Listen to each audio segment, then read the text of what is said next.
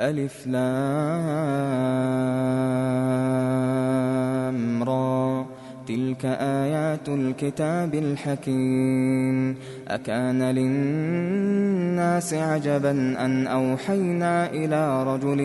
منهم أن أنذر الناس وبشر الذين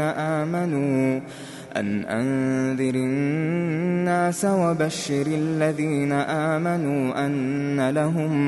أن لهم قدم صدق عند ربهم. قال الكافرون إن هذا لساحر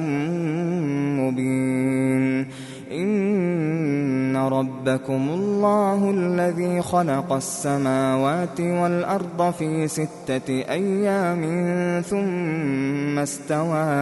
ثم استوى على العرش يدبر الأمر ما من شفيع إلا من بعد إذنه ذلكم الله ربكم فاعبدوه أفلا تذكرون. إليه مرجعكم جميعا وعد الله حقا إنه يبدأ الخلق ثم يعيده ليجزي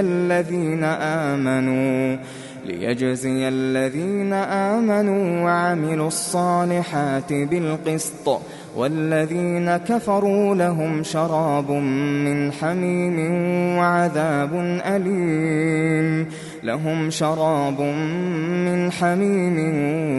وعذاب أليم بما كانوا يكفرون. هو الذي جعل الشمس ضياء والقمر نورا وقدره منازل لتعلموا عدد السنين والحساب. ما خلق الله ذلك إلا بالحق يفصل الآيات لقوم يعلمون. إن في اختلاف الليل والنهار وما خلق الله في السماوات والأرض لآيات لقوم يتقون. إن الذين لا يرجون لقاءنا ورضوا بالحياة الدنيا واطمأنوا بها والذين هم عن آياتنا غافلون أولئك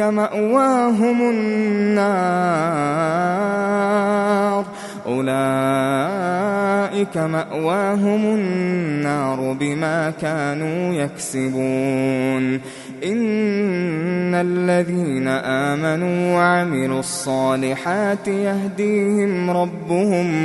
يهديهم ربهم بإيمانهم تجري من تحتهم الأنهار في جنات النعيم دعواهم فيها سبحانك اللهم وتحيتهم فيها سلام وآخر دعواهم أن الحمد لله رب العالمين. ولو يعجل الله للناس الشر استعجالهم بالخير لقضي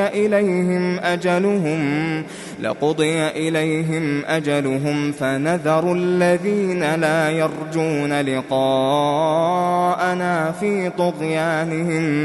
في طغيانهم يعمهون. وإذا مس الإنسان الضر دعانا لجنبه أو قاعدا أو قائما فلما كشفنا عنه ضره مر كأن لم يدعنا إلى ضر مسه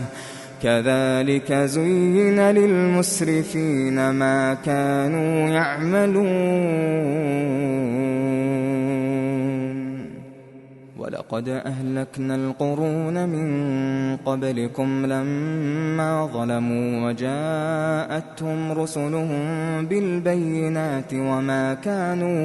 وما كانوا ليؤمنوا كذلك نجزي القوم المجرمين ثم جعلناكم خلائف في الأرض من بعدهم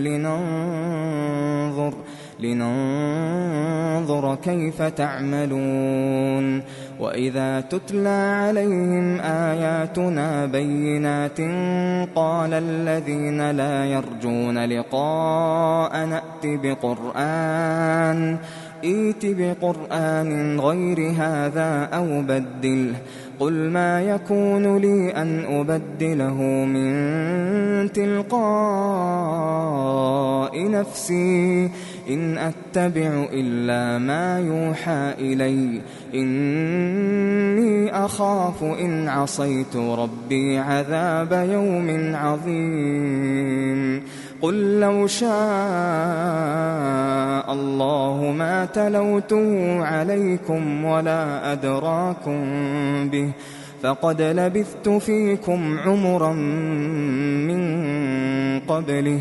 أفلا تعقلون فمن أظلم ممن افترى على الله كذبا أو كذب بآياته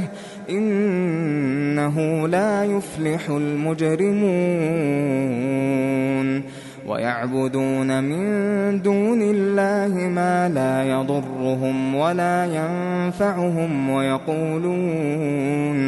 ويقولون هؤلاء شفعاؤنا عند الله قل أتنبئون الله بما لا يعلم في السماوات ولا في الأرض سبحانه وتعالى عما يشركون وما كان الناس إلا أمة واحدة فاختلفوا ولولا كلمة سبقت من ربك لقضي بينهم فيما فيه يختلفون ويقولون لولا أنزل عليه آية من ربه فقل إنما الغيب لله فانتظروا إني معكم من المنتظرين وإذا أذقنا الناس رحمة من بعد ضراء مستهم إذا لهم مكر في آياتنا قل الله أسرع مكرا إن رسلنا يكتبون ما تمكرون هو الذي يسيركم في البر والبحر حتى إذا كنتم في الفلك وجرين بهم بريح طيبة وفرحوا بها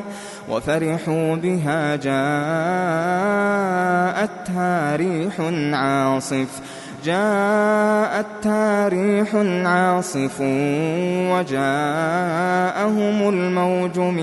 كل مكان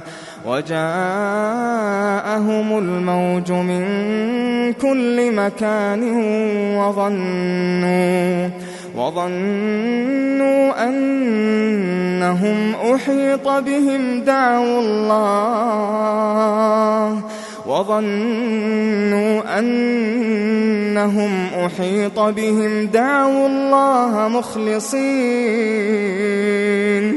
دعوا الله مخلصين له الدين لئن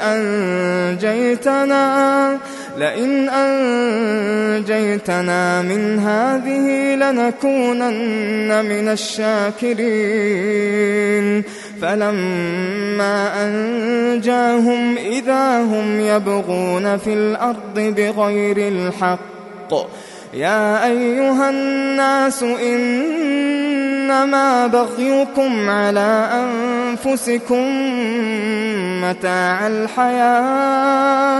متاع الحياة الدنيا ثم إلينا مرجعكم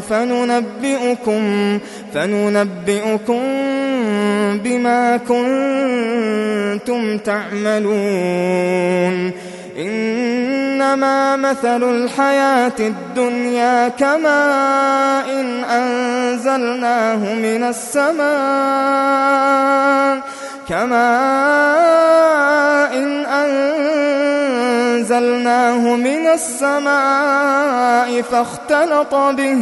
فاختلط به نبات الأرض مما يأكل الناس والأنعام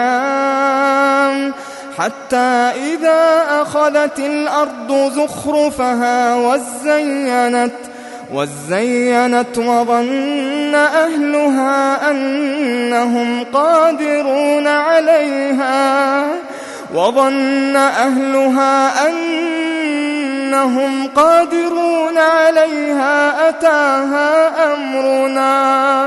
أتاها أمرنا ليلا أو نهارا فجعلناها حصيدا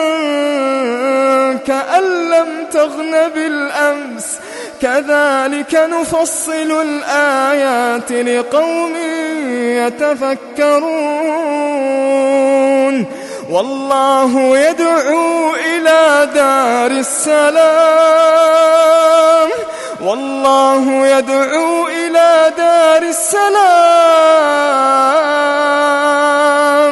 ويهدي من يشاء إلى صراط مستقيم للذين أحسنوا الحسنى وزيادة ولا يرهق وجوههم قتر ولا ذلة أولئك أصحاب الجنة هم فيها خالدون والذين كسبوا السيئات جزاء سيئة بمثلها وترهقهم ذلة ما لهم من الله من عاصم كأنما أغشيت وجوههم قطعا من الليل مظلما أولئك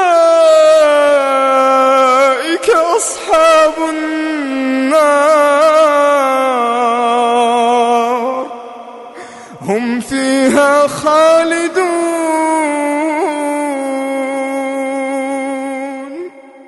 ويوم نحشرهم جميعا ثم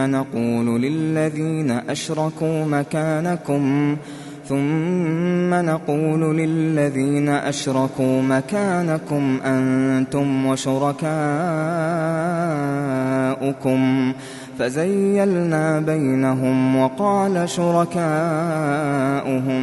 ما كنتم إيانا تعبدون فكفى بالله شهيدا بيننا وبينكم إن كنا عن عبادتكم لغافلين هنالك تبلو كل نفس ما أسلفت وردوا إلى الله مولاهم الحق وضل عنهم ما كانوا يفترون قل من يرزقكم من السماء والأرض أم من يملك السمع والأبصار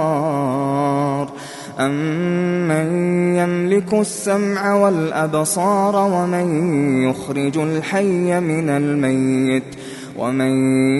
يخرج الحي من الميت ويخرج الميت من الحي ومن يدبر الأمر فسيقولون الله فقل أفلا تتقون فذلكم الله ربكم الحق فماذا بعد الحق إلا الضلال فأنى تصرفون كذلك حقت كلمة ربك على الذين فسقوا أنهم لا يؤمنون قل هل من شركائكم من يبدأ الخلق ثم يعيده قل الله يبدأ الخلق ثم يعيده فأنى تؤفكون قل هل من شركائكم من يهدي إلى الحق قل الله يهدي للحق أفمن يهدي إلى الحق أحق أن يتبع أم من لا يهدي إلا أن يهدى فما لكم كيف تحكمون وما يتبع أكثرهم إلا ظنا إن الظن لا يغني من الحق شيئا إن الله عليم بما يفعلون وما كان هذا القرآن أن يفترى من دون الله ولكن تصديق الذي بين يديه وتفصيل الكتاب لا ريب فيه من رب العالمين أم يقولون افتراه قل فأتوا بسورة مثله وادعوا من استطعتم من دون الله إن كنتم صادقين بل كذبوا بما لم يحيطوا بعلمه ولما يأتهم تأويله كذلك كذب الذين من قبلهم فانظر كيف كان عاقبة الظالمين ومنهم من يؤمن به ومنهم من لا يؤمن به وربك أعلم بالمفسدين وإن كذبوك فقل لي عملي ولكم عملكم أنتم بريئون مما أعمل وأنا بريء مما تعملون ومنهم من يستمعون إليك أفأنت تسمع الصم ولو كانوا لا يعقلون ومنهم من ينظر إليك أفأنت تهدي العمي ولو كانوا لا يبصرون إن الله لا يظلم الناس شيئا ولكن الناس أنفسهم يظلمون ويوم يحشرهم كأن لم يلبثوا إلا ساعة من النهار يتعارفون بينهم قد خسر الذين كذبوا بلقاء الله وما كانوا مهتدين وإما نرينك بعض الذي نعدهم أو نتوفينك فإلينا مرجعهم ثم الله شهيد على ما يفعلون ولكل أمة رسول فإذا جاء رسولهم قضي بينهم بالقسط وهم لا يظلمون ويقولون متى هذا الوعد إن كنتم صادقين قل لا أملك لنفسي ضرا ولا نفعا إلا ما شاء الله لكل أمة أجل إذا جاء أجلهم فلا يستأخرون ساعة ولا يستقدمون قل قل أرأيتم إن أتاكم عذابه بياتا أو نهارا ماذا يستعجل منه المجرمون أثم إذا ما وقع آمنتم به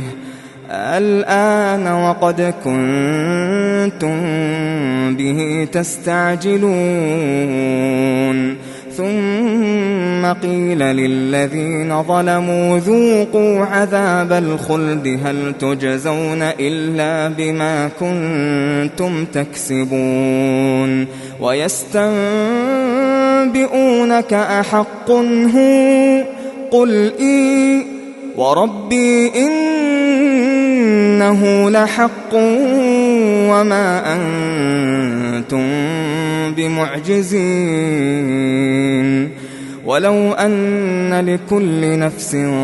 ظلمت ما في الأرض لافتدت به وأسروا الندامة لما رأوا العذاب وقضي بينهم بالقسط وهم لا يظلمون ألا إن لله ما في السماوات والأرض ألا إن وعد الله حق ولكن أكثرهم لا يعلمون هو يحيي ويميت وإليه ترجعون يا أيها الناس قد جاءتكم موعظة من ربكم وشفاء لما في الصدور وهدى ورحمة للمؤمنين قل بفضل الله وبرحمته فبذلك فليفرحوا هو خير مما يجمعون قل أرأيتم ما أنزل الله لكم من رزق فجعلتم منه حراما وحلالا قل الله أذن لكم أم على الله تفترون وما ظن الذين يفترون على الله الكذب يوم القيامة إن الله لذو فضل على الناس ولكن أكثرهم لا يشكرون وما تكون في شأن وما تتلو منه من قرآن ولا تعملون من عمل إلا كنا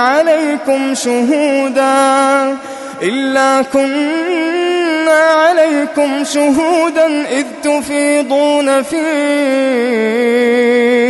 وما يعزب عن ربك من مثقال ذرة في الأرض ولا في السماء وما يعزب عن ربك من مثقال ذرة في الأرض ولا في السماء ولا أصغر من ذلك ولا أكبر إلا في كتاب مبين ألا إن أولياء الله لا خوف عليهم ولا هم يحزنون الذين آمنوا وكانوا يتقون لهم البشرى في الحياة الدنيا وفي الآخرة لا تبديل لكلمات الله ذلك هو الفوز العظيم ولا يحزنك قولهم إن العزة لله جميعا هو السميع العليم. ألا إن لله من في السماوات ومن في الأرض وما يتبع الذين يدعون من دون الله شركاء إن يتبعون إلا الظن وإن هم إلا يخرصون هو الذي جعل لكم الليل لتسكنوا فيه والنهار مبصرا إن في ذلك لآيات لقوم يسمعون قالوا اتخذ الله ولدا سبحانه هو الغني له ما في السماوات وما في الأرض إن عندكم من سلطان بهذا أتقولون على الله ما لا تعلمون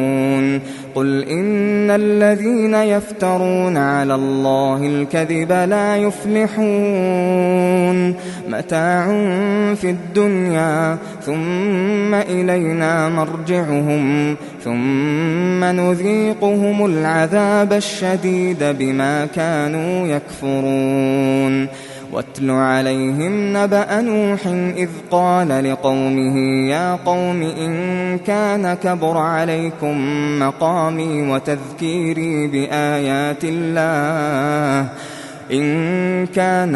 عليكم مقامي وتذكيري بآيات الله فعلى الله توكلت فأجمعوا أمركم وشركاءكم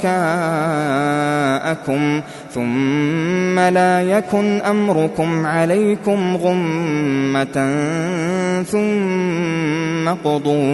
ثم قضوا إلي ولا تنظرون فإن توليتم فما سألتكم من أجر إن أجري إلا على الله وأمرت أن أكون من المسلمين فكذبوه فنجيناه ومن معه في الفلك وجعلناهم خلائف وأغرقنا الذين كذبوا بآياتنا فانظر كيف كان عاقبة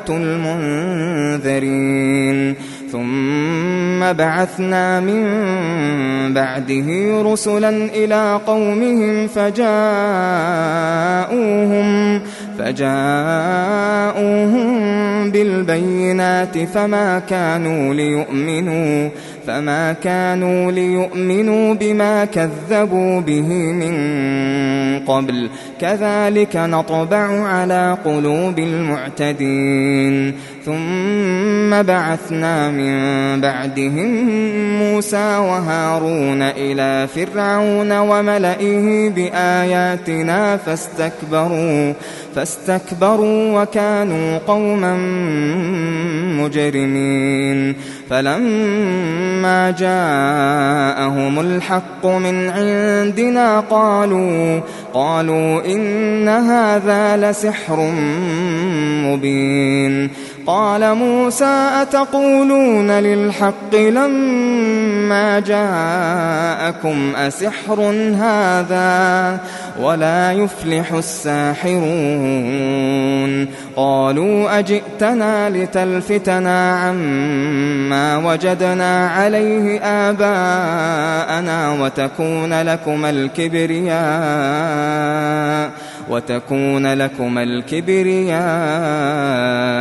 في الأرض وما نحن لكما بمؤمنين وقال فرعون ائتوني بكل ساحر عليم فلما جاء السحرة قال لهم موسى ألقوا ما أنتم ملقون فلما ألقوا قال موسى ما جئتم به السحر إن الله سيبطله إن إن الله لا يصلح عمل المفسدين ويحق الله الحق بكلماته ولو كره المجرمون فما آمن لموسى إلا ذرية من قومه على خوف من فرعون وملئهم أن يفتنهم وإن فرعون لعال في الأرض وإنه لمن المسرفين وقال موسى يا قوم إن كنتم آمنتم بالله فعليه توكلوا إن كنتم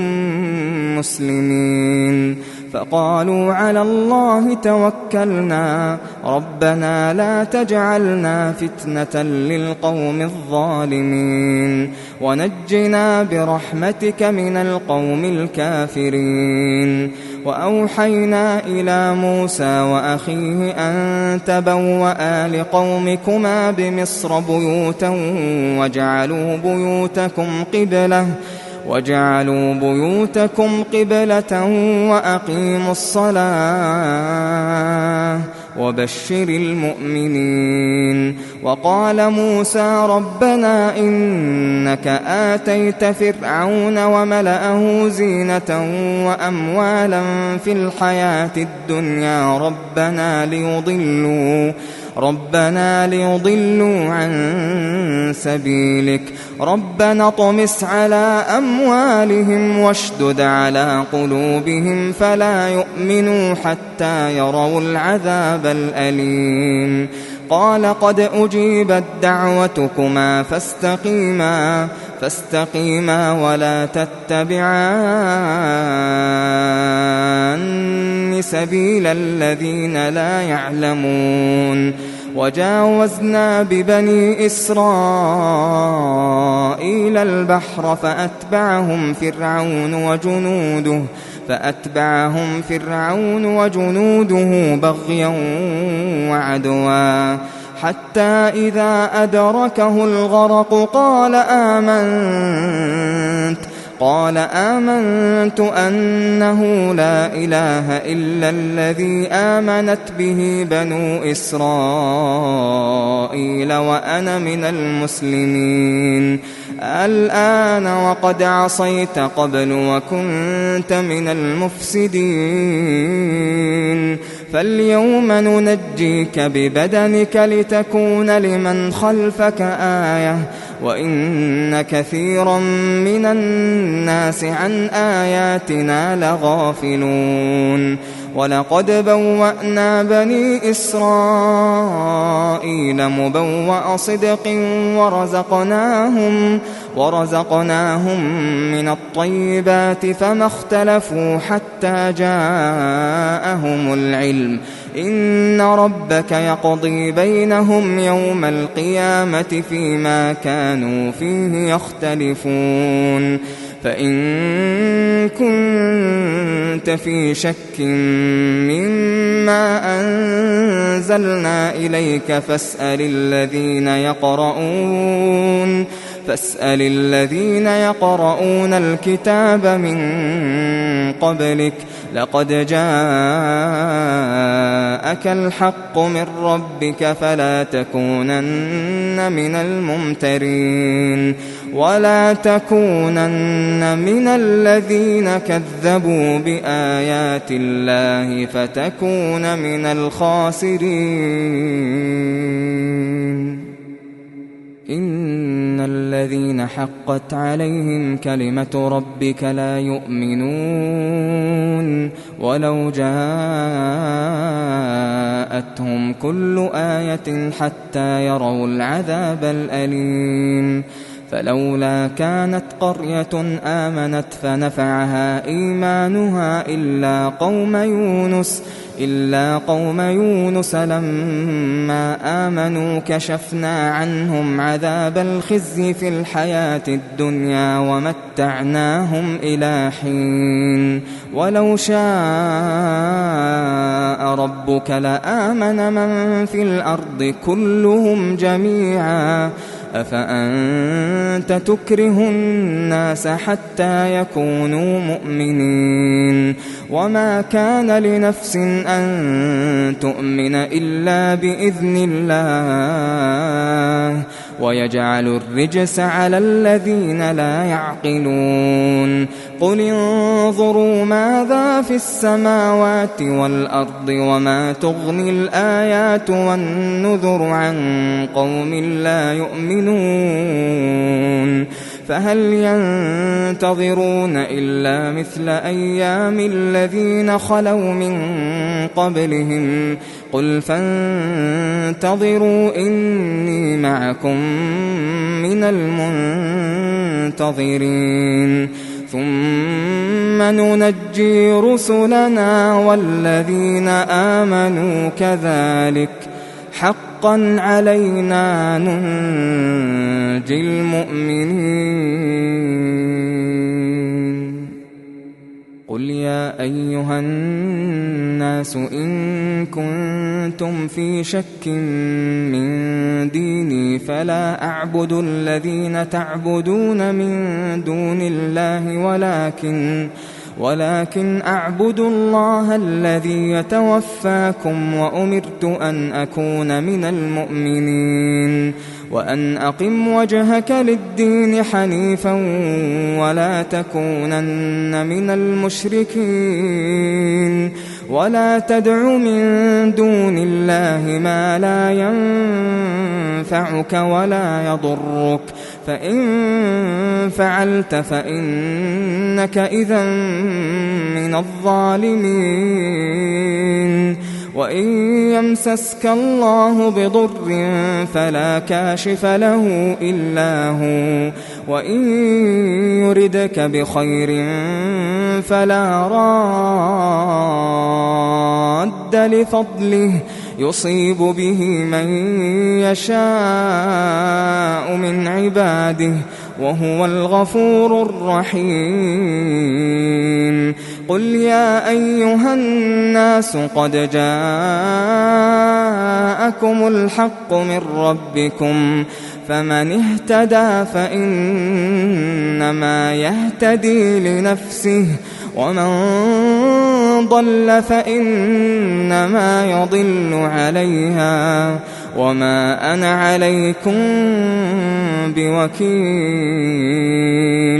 واتبع ما يوحى إليك واصبر حتى يحكم الله وهو خير الحاكمين